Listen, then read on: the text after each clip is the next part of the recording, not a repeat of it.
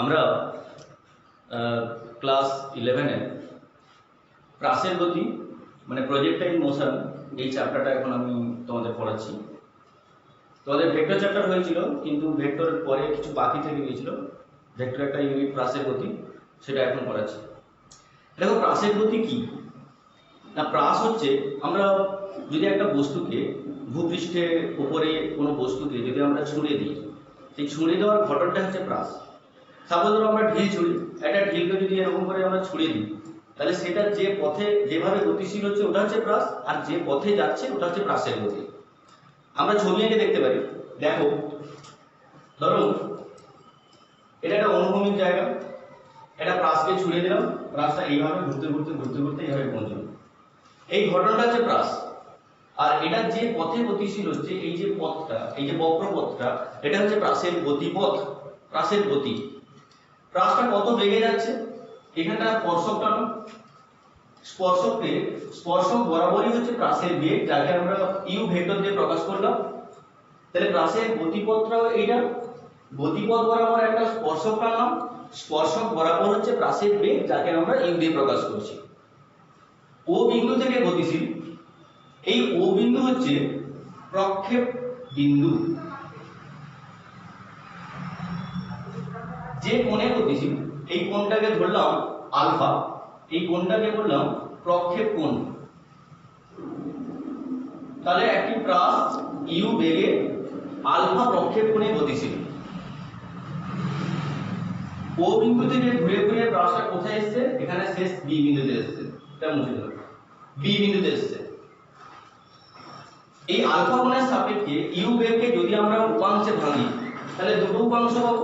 এর এই দিকের উপাংশটাকে বলবো ইউ cos আলফা, আর এর যে লম্ব উপাংশ হচ্ছে ইউ sin আলফা।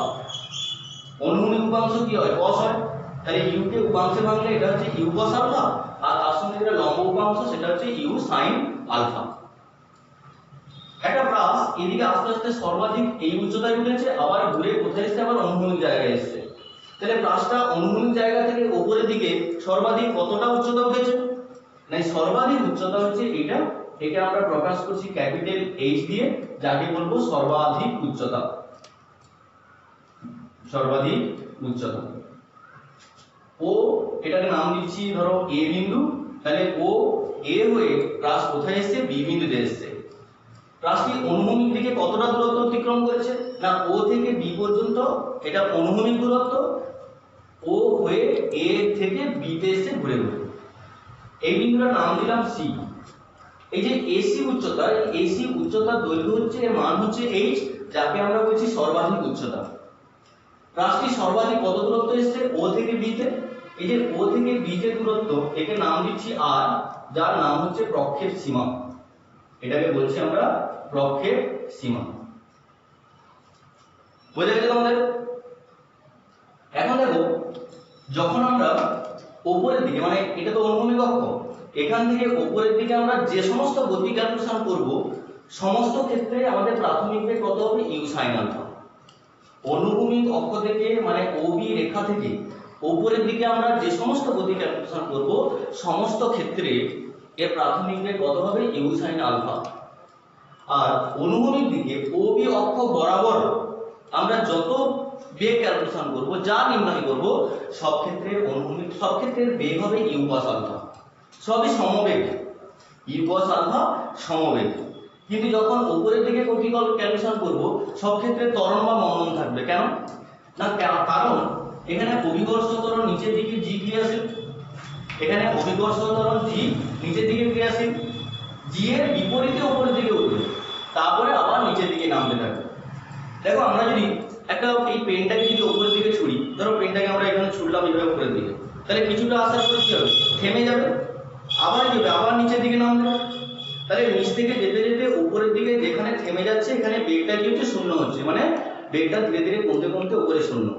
আবার পেনটা যখন নিচের দিকে নামছে, নামতে নামতে ভূপৃষ্ঠে স্পর্শ করার মুহূর্তে বেগটা সর্বোচ্চ।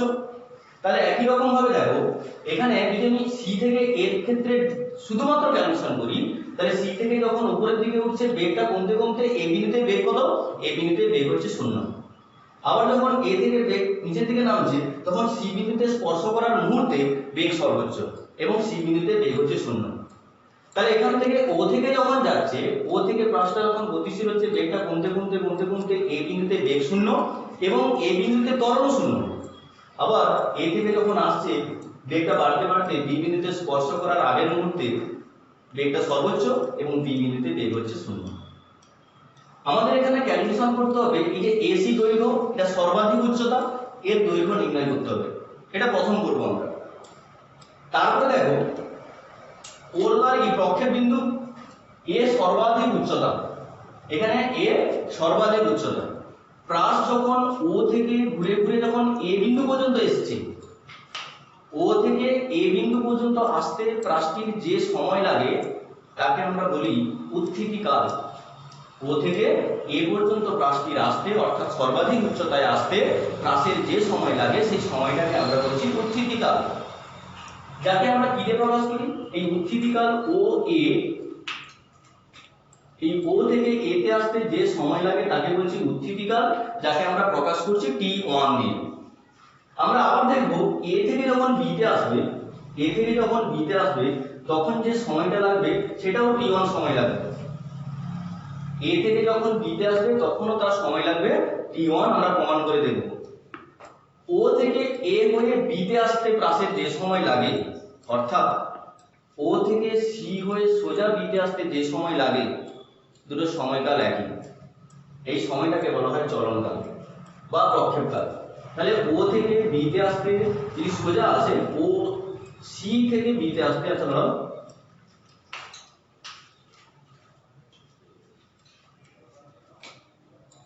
ও থেকে সি হয়ে সোজা যদি বি তে আসে তখন যে সময় লাগে তাকে বলছি আমরা টি টি। এমনকি এটাও বলতে পারি ও হয়ে এ থেকে বি তে আসতে যে সময় লাগবে তাকেও বলছি আমরা চলনকাল বা প্রক্ষেপকাল। আমরা প্রমাণ করে দেখব যে এই টির মান t1 এর দ্বিগুণ হবে। আমরা এটা প্রমাণ করব একটু পরে। তাহলে এখান থেকে কি বললাম না, ও থেকে এ তে আসতে যেটা সময় লাগে চলনকাল, উত্থিতিকাল। ও থেকে এ হয়ে বি তে আসতে যে সময় লাগে সেটা চলনকাল, যে চলনকাল উত্থিতিকালের দ্বিগুণ হয়। ও থেকে বি পর্যন্ত যে টোটাল দূরত্ব, মোট যে দূরত্ব, তাকে বলছি আমরা প্রক্ষেপ সীমান্ত। এখন আমরা এখান থেকে ক্যালকুলেশন করব সর্বাধিক উচ্চতা। প্রথমে ক্যালকুলেশন করব সর্বাধিক উচ্চতা। এখন আমরা সর্বাধিক উচ্চতা এটা ক্যালকুলেশন করছি। সর্বাধিক উচ্চতা কি না, সর্বাধিক উচ্চতা আরেকবার বলছি, প্রক্ষেপ বিন্দু থেকে সর্বাধিক উচ্চতায় অর্থাৎ এ বিন্দুতে আসতে যে সময় লাগে তাকে আমরা বলছি সর্বাধিক উচ্চতা। অর্থাৎ সি থেকে এ তে আসতে যে সময় লাগে, যে উচ্চতা হয় এ আর সি যে দূরত্ব বা যে উচ্চতা, সেটা হচ্ছে সর্বাধিক উচ্চতা, যাকে আমরা বলছি ক্যাপিটাল এইচ। এই ক্ষেত্রে প্রাথমিক বেগ তাহলে কত সি বিন্দুতে? না, সি বিন্দুতে প্রাথমিক বেগ হচ্ছে ইউ sin আলফা। এ বিন্দুতে বেগ কত? না, এ বিন্দুর বেগ হচ্ছে 0। আমরা জি মন্দন নিয়ে যাব কোথায়? এ বিন্দুতে। তাহলে প্রাথমিক বেগ যাকে আমরা ইউ দিয়ে প্রকাশ করি, ইউ সমান আসবে ইউ sin আলফা। অন্তিম বেগ এ বিন্দুর বেগ, এ বিন্দুর বেগ v = 0, যেটাকে আমরা ত্বরণ বলি, মন্দন বলি এ। তাহলে এখানে এর মান কি? জি, জি মন্দন নিয়ে গতিশীল, তাই এখানে জি। সর্বাধিক উচ্চতা কত?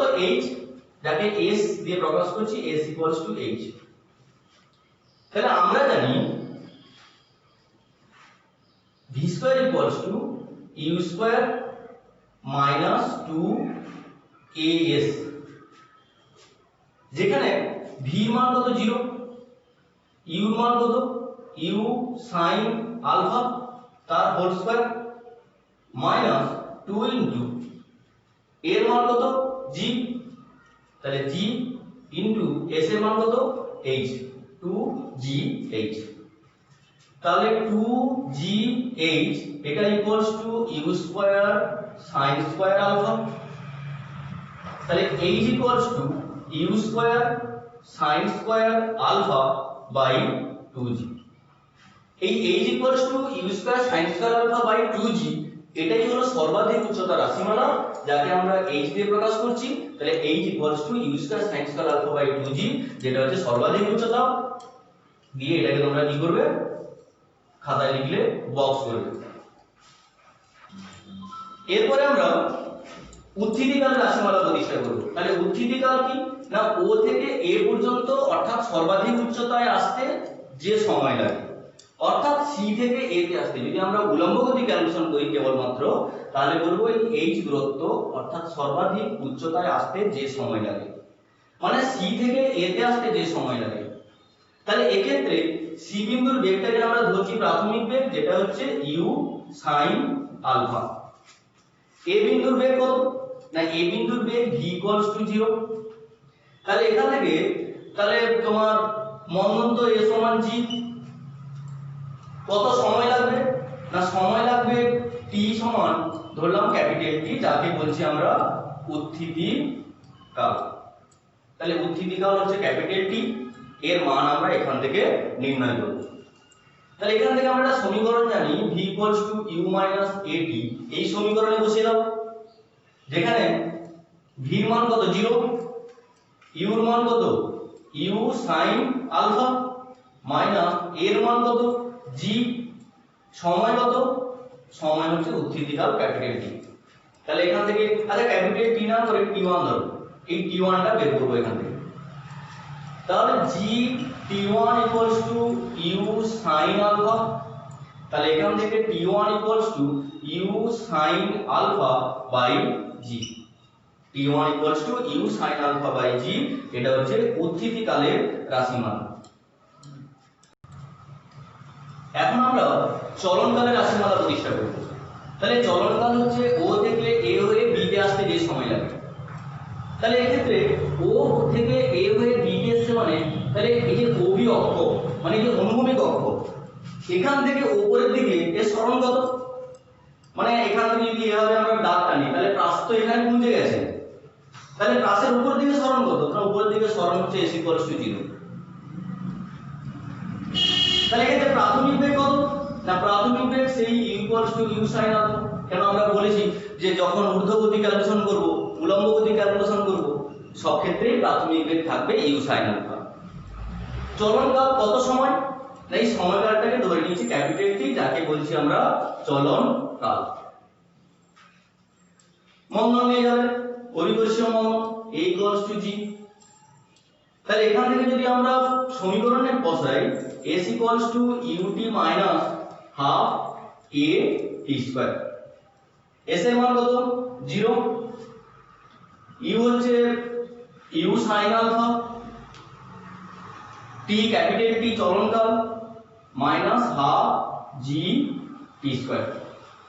তাহলে এখান থেকে ½ g t² = u sin alpha * t, t আর t একটা করে ক্যান্সেল হয়ে যাবে, তাহলে t = 2u sin alpha by g, t = 2u sin alpha by g। তাহলে এখানে t সমান কি পেলাম না, t সমান 2u sin alpha by g, এটা চলনকালের রাশিমালা। তাহলে দেখো চলনকালের রাশিমালাকে সমান যদি লিখি তাহলে 2 * u sin alpha by g লিখতে পারি, 2 = 2u sin alpha by g। তোমরা এদিকে দেখো t1 সমান কি ছিল না, t1 সমান ছিল u sin alpha by g, যেখানে t1 টা কি উত্থিতিকাল, তাহলে এখানে আমরা u sin alpha by g এর জায়গায় t1 লিখতে পারি। দেখো লিখছি সমান 2 * t1, মানে 2t1 সমান 2 উত্থিতিকাল। তাহলে আমরা কার রাশিমালা প্রতিষ্ঠা করেছিলাম, ক্যাপিটাল T চলনকালের রাশিমালা। তাহলে চলনকাল সমান 2 উত্থিতিকাল পেলাম। আমরা এখানেও বলেছিলাম যে ও থেকে এ তে আসতে যে সময় লাগে যেটা t1, এ থেকে বি তে আসতে একই সময় লাগবে যেটা t1। তাহলে দুটো t1 মিলিতভাবে কি হচ্ছে t, যেটা ও থেকে এ হয়ে বি তে আসতে সময় লাগছে, যাকে আমরা বলছি চলনকাল, যাকে আমরা ক্যাপিটাল T দিয়ে প্রকাশ করছি। তাহলে এখান থেকে যদি বলে যে চলনকাল উত্থিতিকালের দ্বিগুণ প্রমাণ করো, তাহলে তোমাদের প্রথমে এই চলনকালের উত্থিতিকালের রাশিমালা প্রতিষ্ঠা করতে হবে, তারপরে চলনকালের রাশিমালা প্রতিষ্ঠা করবে, দুটোকে কম্পেয়ার করবে, দিয়ে ক্যাপিটাল T সমান 2t1 পেয়ে যাবে। বোঝা গেল কি বললাম? এরপরে প্রমাণ করব আমরা ও থেকে বি তে আসতে যে দূরত্বটা অতিক্রম করে সেই দূরত্ব কি প্রক্ষেপ সীমা, সেই প্রক্ষেপ সীমা ক্যাপিটাল আর তার রাশিমালা প্রতিষ্ঠা করব। ঠিক আছে? তাহলে এখন দেখো প্রক্ষেপ সীমা। প্রক্ষেপ সীমা প্রক্ষেপ বিন্দু ও থেকে অনুভূমিক দিকে বি বিন্দুতে আসতে যে সময় লাগে, যে দূরত্বটা অতিক্রম করে, সর্বাধিক যে দূরত্ব মানে ওবি দূরত্ব, ওই ওবি দূরত্বটাকে বলছি আমরা প্রক্ষেপ সীমা, যাকে প্রকাশ করছি ক্যাপিটাল আর। তাহলে এই প্রক্ষেপ সীমা ক্যাপিটাল আর নির্ণয়ের ক্ষেত্রে আমরা সবসময় অনুভূমিক গতি ক্যালকুলেশন করব। অনুভূমিক গতি বলতে ইউ cos আলফা। প্রাসটা ও থেকে বি আসতে কত সময় লেগেছিল? চলনকাল ক্যাপিটাল টি। তাহলে এই চলনকাল ক্যাপিটাল টি সময়ে ও থেকে বি তে প্রাসটা আসবে কত দূরত্ব অতিক্রম করবে? আর দূরত্ব অতিক্রম করবে কত বেগে? ইউ cos আলফা প্রাথমিক বেগে। তাহলে আমরা একটা রাশিমালা জানি সমবেগে গতির ক্ষেত্রে, যেটা s = vt। ওই s = vt সমীকরণে আমরা বসাচ্ছি প্রক্ষেপ সীমা ক্যাপিটাল আর। তাহলে ইউ cos আলফা সমবেগে, এটা সমবেগে ক্যাপিটাল টি সময়ে মানে যেটা চলনকাল, এই সময় কত দূরত্ব অতিক্রম করবে? আর দূরত্ব অতিক্রম করবে। এক্ষেত্রে s = vt সমীকরণ অনুযায়ী, s = vt সমীকরণ অনুযায়ী s এর মান r, এটা u cos alpha into t, এটা ক্যাপিটাল টি যেটা হচ্ছে চলনকাল। এখান থেকে u cos আলফা ইনটু এই ক্যাপিটাল টির মান বসাবো। ক্যাপিটাল টি কি ছিল? চলনকাল ছিল। তাহলে চলনকাল 2u sin alpha by g, এটাকে আমরা এখানে বসাচ্ছি into 2u sin alpha by g সমান u square into 2 sin alpha cos alpha by g। তাহলে এখানে কি এলো দেখো, 2 sin আলফা cos আলফা, মানে তোমরা গণিতে যেটা করেছো 2 sin theta cos theta. 2 sin theta cos theta সূত্র কি? sin 2 থিটা, মানে এক্ষেত্রে হবে sin 2 আলফা। তাহলে সমান u square sin 2 alpha by g। এক্ষেত্রে r = u square sin 2 alpha by g, যেটা হচ্ছে প্রাসের প্রক্ষেপ সীমা। তাহলে প্রাসের প্রক্ষেপ সীমা r = কত হচ্ছে? u square sin 2 alpha by g। এখান থেকে বলো g কি? g অভিকর্ষ ত্বরণ, যেটা এখানে কনস্ট্যান্ট ধ্রুবক। এখানে u, এই u কে যদি ধ্রুবক ধরি, কনস্ট্যান্ট ধরি, তাহলে প্রক্ষেপ সীমা ক্যাপিটাল আর কার উপরে নির্ভর করবে? মানে আর কার উপরে নির্ভর? সর্বাধিক কখন হবে তাহলে? না sin 2 আলফা যদি সর্বাধিক হয়। কেন? g কনস্ট্যান্ট, u কনস্ট্যান্ট, তাহলে এখানে আর থাকলো কি? sin 2 alpha. তাহলে sin 2 আলফার সঙ্গে r সমানুপাতিক। sin 2 আলফা সর্বোচ্চ হলে r সর্বোচ্চ হবে, মানে প্রক্ষেপ সীমা r সর্বোচ্চ হবে। অর্থাৎ প্রক্ষেপ সীমা ক্যাপিটাল R, যেটা sin 2 আলফার সঙ্গে সমানুপাতিক। sin 2 আলফা সর্বোচ্চ হলে ক্যাপিটাল R সর্বোচ্চ হবে। তাহলে sin এর সর্বোচ্চ মান কত? না sin এর সর্বোচ্চ মান হচ্ছে 1। তাহলে sin 2 আলফার সর্বোচ্চ মান যদি 1 হয়, তাহলে sin 2 আলফা = sin 90, sin 90 তে 1। তাহলে এখান থেকে 2 আলফা = 90, তাহলে এখান থেকে আলফা = কত? 45। তাহলে আলফা যদি 45